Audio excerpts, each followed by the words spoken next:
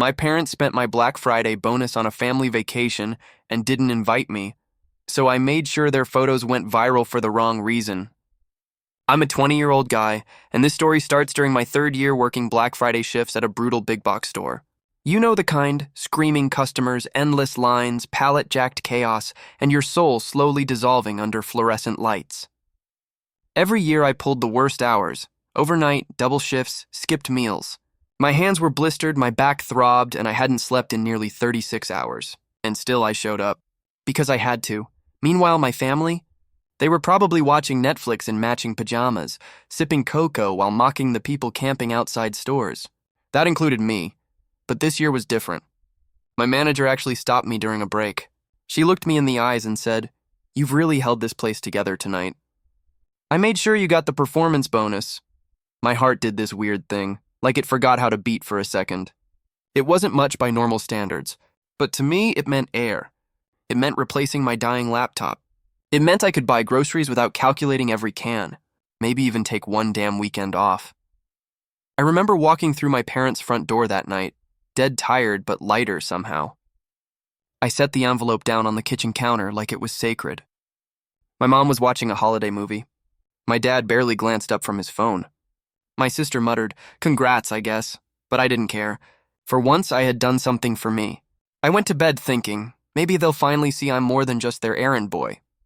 The next morning, though, that hope didn't just vanish, it got stolen. I woke up around 10 a.m., sore but feeling slightly human again. The house was unusually quiet, the kind of quiet that smells like tension.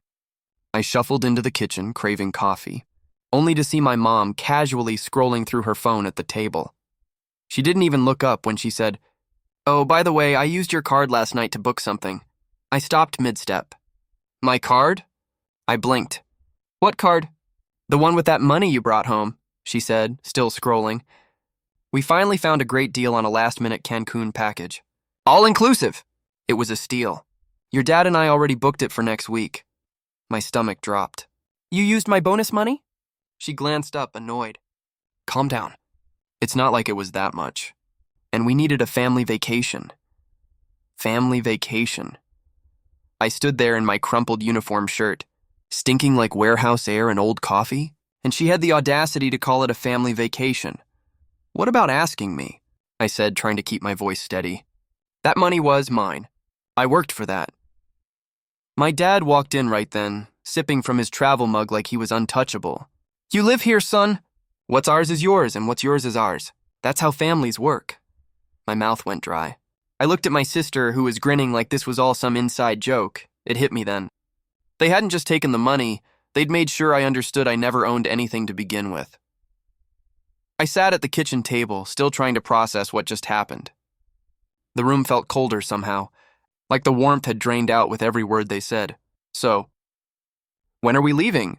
I asked, even though part of me already knew the answer. My mom raised an eyebrow. "We're not all going." My dad chimed in like it was perfectly normal. "It's just me, your mom, and your sister. You'll stay here, keep an eye on the house. Someone's got to feed the dog, get the mail." I blinked. "Wait, you're going without me? Using my money?" My sister snorted. "It's not that deep. You hate the beach anyway, and you'd just complain the whole time." I felt the heat rise in my face. "You're literally going on a trip I paid for, and I'm the one being told I wouldn't fit in?" Mom gave me that fake sweet voice she always uses when she's pretending I'm overreacting. "Honey, you're always working. We figured you'd be too tired to enjoy it. Besides, it's just easier with 3. Easier like I was a burden. A piece of luggage too heavy to bring." My dad stood, slapped my shoulder like I was a damn pet, and said, "Be a man. Hold down the fort. We'll bring you something nice." I didn't reply. I couldn't. I just nodded, went upstairs, and closed the door so I could scream into my pillow where they wouldn't hear me. When they finally left 3 days later, laughing, wheeling out their shiny new suitcases, I wasn't even at the door. They didn't say goodbye. They left a grocery list. The first night they were gone, the silence in the house was unbearable. Not peaceful, hollow. I sat on the edge of my bed, laptop open but untouched, TV playing some rerun I wasn't really watching. The walls felt like they were closing in. Then I made the mistake of opening Instagram. There they were. My sister's story popped up first. Boomerangs of her by the pool, hair flipped back in slow motion. Then a picture of all three of them at dinner. Wine glasses clinking, faces glowing under golden string lights. And the caption? Hard work pays off, family first. I stared at that line like it punched me in the chest. Hard work, my sweat, my bonus, my sleep-deprived body, and they had the gall to claim the rewards as their own. I kept scrolling, hoping maybe, just maybe, I'd been wrong, but every photo just dug the knife deeper. My mom posted one of her getting a massage, tagged deserved. My dad had one of his feet in the sand, beer in hand. This is the life. No one tagged me, mentioned me. Not even a single wish you were here, because they didn't. I sat there in my dark room, their laughter echoing through my screen while I reheated instant noodles for dinner. And that's when something shifted. A thought started growing in the back of my mind, slow, sharp, and ugly. If they were so proud of this trip, so eager to show the world, what if I helped them go really viral? I don't usually drink. Not because I'm some saint, but because I know what happens when I let my guard down. My walls are what keep me functioning in this house. But that night, I cracked open a leftover bottle of something cheap my dad had stashed in the cabinet, one of the only things he hadn't locked up or labeled not for you. 2 drinks in, I wasn't angry, I was vibrating with it. Not just about the vacation, about everything. About years of being the helper, the background noise, the afterthought. About birthdays forgotten, chores dumped on me, and maybe next time promises that never came. I opened my phone and pulled up their posts again. And this time, I didn't just look, I started writing fake captions, alternate truths. Or maybe they were more true than anything they had written. On my sister's poolside photo, funded by the little brother they left behind to clean up their lives. On my dad's smug beach picture, paid for by his son's bonus, earned on a 16-hour shift he never thanked him for. On my mom's spa selfie, relaxing while her son eats instant noodles alone. Luxury has a cost. Each one made me laugh a little harder until I wasn't sure if I was crying or just losing my mind. I didn't post anything yet, I wasn't ready. But I saved them all. Drafted the truth behind every photo they flaunted, and in the haze of cheap liquor and years of hurt, one thought anchored me. They wanted attention. They wanted applause. I could give them exactly that. But on my terms. The next morning, I woke up with a dry mouth, a pounding headache, and the sharp edge of reality digging into my ribs. My phone was still in my hand. The captions I wrote? Still there. I read through them again, sober this time, and it didn't feel like a drunken mistake. It felt like clarity. Because here's the thing. This wasn't a one-time betrayal. It was just the latest chapter in a long, ugly book I'd been forced to live in. Growing up, my sister got everything. Birthday parties with themes and gift bags and 3-layer cakes. I got store-bought cookies and sorry, money's tight. When she turned 16, she got a used car. When I turned 16, I got told to walk more. It builds character, they never hid it. I was the strong one, the low-maintenance kid, the one who didn't need as much. But I did. I just stopped asking, I was the budget son, the kid they could skip over, forget about, and expect silence from. And somewhere along the line, I stopped being their child and became something else. Their resource. They took from me my time, my energy, my money, and when I finally said no, they made me feel guilty for wanting basic decency. I wasn't a family member. I was a budget line item. A walking piggy bank they didn't even bother to wind up with affection. And when I got that bonus, they saw it as theirs before I even opened the envelope. But now I had something they didn't. Truth. Leverage. And a version of the story they couldn't delete with a click. I just had to figure out how to use it. 3 days into their vacation, I was feeding our dog, Max, who was basically the only creature in that house that treated me like I mattered. I couldn't find his special food, so I figured I'd check the grocery list they left on my dad's iPad. It was usually synced with his email. He was lazy with tech. Same password for everything. No lock screen. Just swipe and go. What I didn't expect was for the screen to open straight into his cloud storage app. And I definitely didn't expect to see a folder titled Photos, Private Use Only. I hesitated, because despite everything, I didn't want to snoop. But something about that title, it felt off. So I tapped inside were dozens of edited photos from their vacation. But not just candids, posed shots. My mom and sister in designer-looking dresses, full makeup, at scenic backdrops like they were shooting for a magazine. Some were labeled with tags like FB Test Copy 2 and Target Demo Any Lifestyle. At first, I didn't understand. Then it hit me. They were using my sister's photos, my mom's photos, for social media content testing, ads, engagement, experiments. I remembered my dad talking once about helping his friend's agency with influencer performance metrics, but I never imagined they'd turn our family vacation into some kind of soft glam marketing scheme. So not only had they stolen my money for a trip, they were leveraging it for fake fame, clout, and maybe even side income. And the captions I'd written, they weren't just petty revenge anymore. They were expose material. They wanted to be seen. I could make sure they were, just not the way they'd planned. I didn't waste time. That same night, I created a burner Instagram account. No profile picture, no name, just a blank face in the crowd.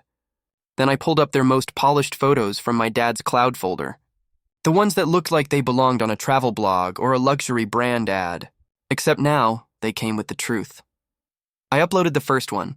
My mom lounging in a cabana with sunglasses on, holding a drink like she was born to be pampered. Caption: all smiles, while her son worked 16-hour shifts so she could pretend to be an influencer. He stayed home. They didn't even ask him. Then another. My sister posing by the infinity pool, flashing peace signs. Caption: paid for by her little brother's Black Friday bonus. She got the vacation. He got the grocery list. I tagged nothing. I didn't need to. By morning, the first post had been reposted to a Reddit thread called "Are Insane Parents." Comments poured in like acid. This makes me sick. I'd never speak to them again. Your family is emotionally abusive. Full stop. Tag the resort. Let's make sure they know. Within 24 hours, someone had clipped the screenshots into a TikTok slideshow. Then another account posted a reaction video, and suddenly their faces, my mom's smug grin. My sister's over-edited selfies were everywhere, not as family goals, but as a case study in entitlement. People weren't just reacting, they were raging. And while I watched it unfold from my tiny bedroom, part of me felt a strange, dark calm. I hadn't said a word. I hadn't shown my face, but I'd finally been heard. By the next morning, my phone wouldn't stop buzzing. I had muted notifications hours ago, but the screen still lit up like a strobe. Then the first call came. My dad. How could you do this to us? He bellowed before I even said hello. His voice was booming, red hot with anger. You embarrassed us, your mother, your sister, me. This is unforgivable, my sister called immediately after, sobbing. Do you know how many people have seen this? My classmates, everyone. Mom and dad are humiliated. And then mom. Her tone was all tears and fake sweetness, the kind that used to make me feel guilty when I was 10. Please, honey, just delete everything. We can fix this, please. I laughed bitterly into the receiver. Fix it? There's nothing to fix. I didn't lie. I told the truth. They couldn't understand. They thought the world should shield them from reality, but the reality had been screaming in my face for years. You owe us an apology, my dad spat before slamming the phone down. For the first time, I felt something I hadn't in years, power. Not because I had revenge, not even because my captions were going viral, but because I was untouchable. They could yell. They could threaten. They could cry, and none of it changed the truth. I leaned back in my chair, the phone still trembling in my hand, and felt a wave of satisfaction mixed with something darker, anticipation. Because if this was their fury, the world had only just begun to notice, and I wasn't done yet. I thought the viral posts were enough. I thought my parents' shouts and tears were the climax. I was wrong. By the next morning, the storm had a new name: social pressure from their side. My phone lit up with messages from distant relatives and family friends. Subhan, are you okay? One aunt texted. People are saying terrible things about your behavior. Then came their posts, cryptic, bitter Facebook updates about ungrateful children and toxic young adults who don't know the value of family. My mom's story? A passive-aggressive lament about being betrayed by the one person I trusted most. My dad went on a LinkedIn rant about entitlement in youth today. I felt it creeping in, the dread, the exhaustion, the crushing sensation that maybe, after all this, I was the villain. Friends called to check on me. I avoided them. I couldn't explain the truth without sounding insane. Even the internet, the place where I'd found support, started to feel heavy. A few people questioned my side. "Maybe you overreacted?" one comment read. I spent the day staring at the ceiling, the walls closing in, Max curled up against my chest. I'd never felt smaller, more isolated. The bonus money, the stolen vacation, the viral posts, they were trivial compared to the gnawing emptiness of being considered worthless by your own blood. And yet, somewhere inside, a spark lingered. A stubborn, flickering thought. I hadn't done anything wrong, I just needed a way to prove it, not to them, but to myself. Because if this was rock bottom, I knew the climb would be brutal. But maybe, just maybe, it could be worth it. I had barely slept that night, my head buzzing from the constant notifications, the bitter taste of betrayal, and the lingering guilt my parents tried to shove on me. I was scrolling through messages, half expecting more lectures, when my phone rang. It was my manager from the Black Friday job. I froze. Part of me thought she'd heard about the posts and was calling to fire me. My stomach sank. "Subhan, are you okay?" she asked, her voice calm but concerned. "I just wanted to check in. I saw something online. I want to make sure you're all right." I blinked, unsure what to say. Yeah, I'm fine?" My voice sounded small even to me. "No, you're not fine. I know your shifts were brutal this year, and I know how hard you worked for that bonus. What happened online isn't your fault." Her words hit me like a lifeline. For the first time in years, an adult wasn't asking me to apologize or justify myself. She understood. She even mentioned her brother went through something similar and assured me I wasn't alone. Then came the offer that floored me. A paid week off, plus access to a therapist through the company's plan. Real help, real support. No judgment. I sat there stunned. Tears pricked my eyes, not from relief, but from the weight lifting off my shoulders. Someone finally saw me. Someone finally believed me. That call didn't just comfort me, it lit a spark. If there was a path out of this mess, this might be my first real step. But I knew one thing. Confronting my family would still come. And when it did, it wouldn't be the same boy they'd always taken for granted. After that call, I finally let myself breathe. For the first time in days, I opened Reddit and posted my side of the story, anonymously. I didn't sugarcoat anything. Every detail, from the stolen bonus to their vacation, from the grocery list to the shameless social media posts, was laid bare. I expected a few comments, maybe a sympathetic upvote or two. What I got was flooding support. Hundreds of messages, some just saying, "I've been there," or "This is exactly my life." Others offered advice, validation, or even small acts of kindness, people offering to help me get my money back. Freelance work opportunities, or just a safe place to vent. One comment stuck with me. "You didn't just expose them, you exposed a pattern of abuse a lot of us can relate to." Thank you. I read each message slowly, letting it sink in. Strangers understood what my own family never could. I wasn't crazy.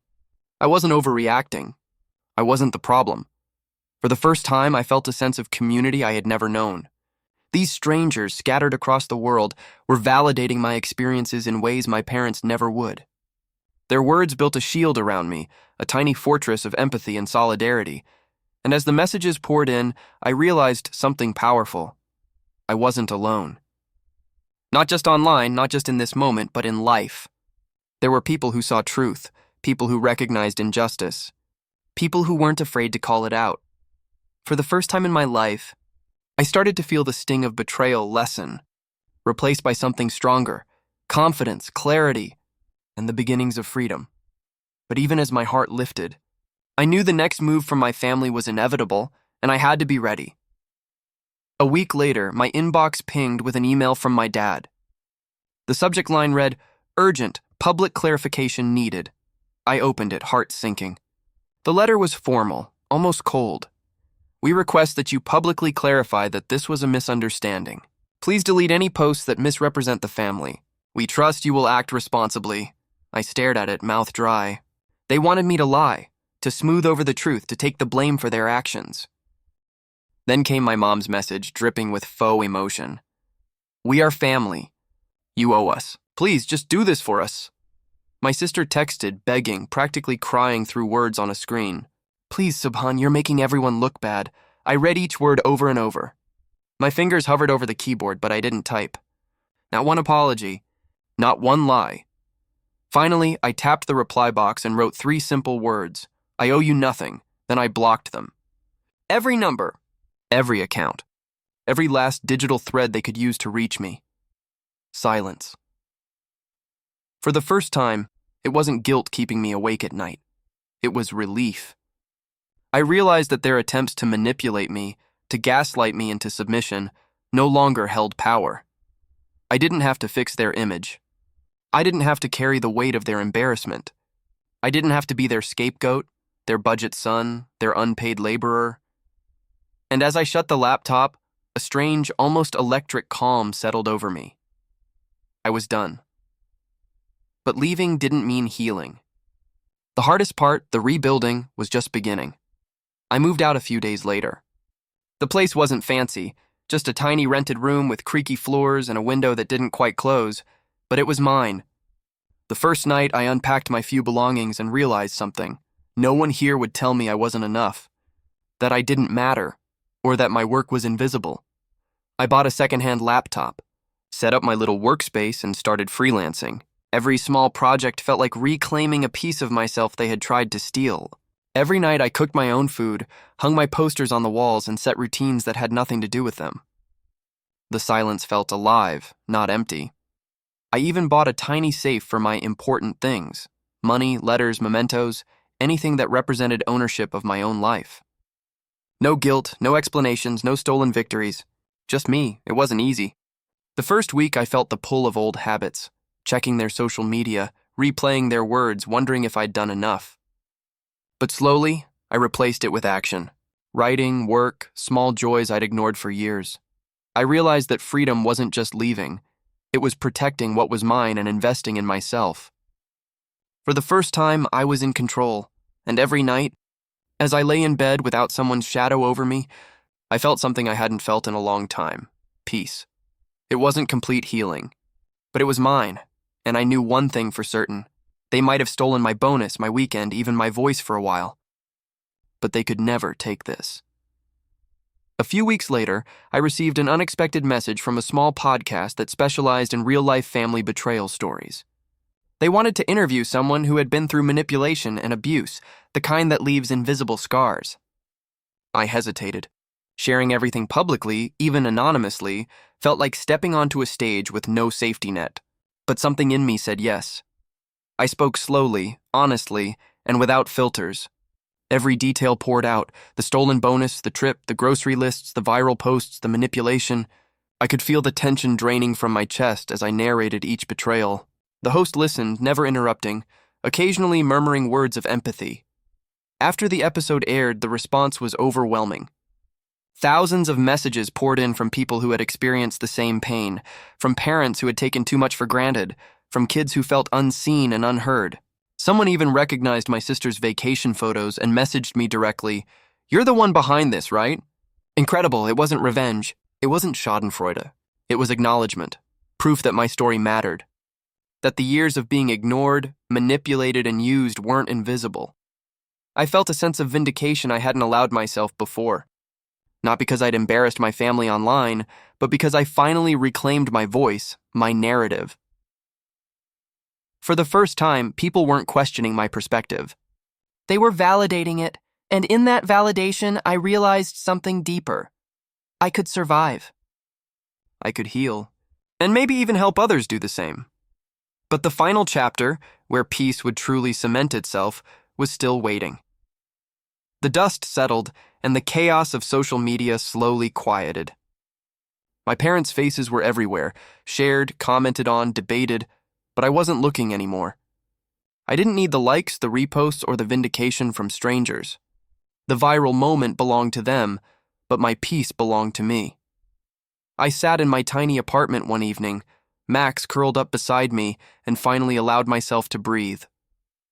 For years, I had measured worth by their approval, their recognition, and their arbitrary standards of gratitude.